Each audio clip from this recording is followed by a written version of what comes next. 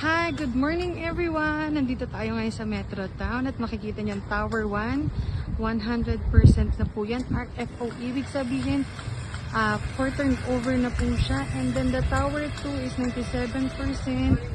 For turnover po siya this coming March 2025 po.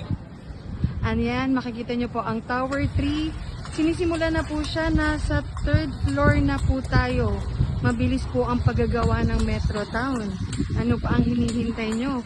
Kaya ngayon po, nag-launch na kami ng Tower 4 kasi ang Tower 3 po natin ay sold out na rin po. Ayan, kaya makikita nyo po kung gaano kabilis ang Metro Town.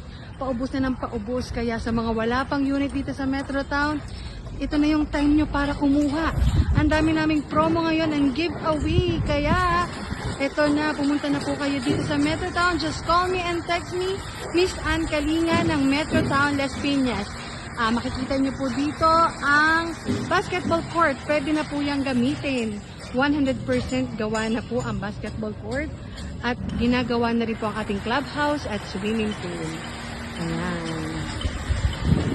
Nag-update po tayo ng construction ng Metro Town. Meron na po mga nakatira dito sa Tower 1. Meron na rin po dito nag-i-staycation. Dito lang po yan sa Marcos Alvarez, Talon 5, Las Piñas. Hindi na kayo mahihirapan dito, alam nyo ba? Kasi kalapit na nito ang Robinson's Easy Mart. Meron na din po ditong cafe, may salon. Kumbaga all-in na yan. Lahat po nandito na at makikita nyo na po dito sa ating Metro Town, Las Piñas.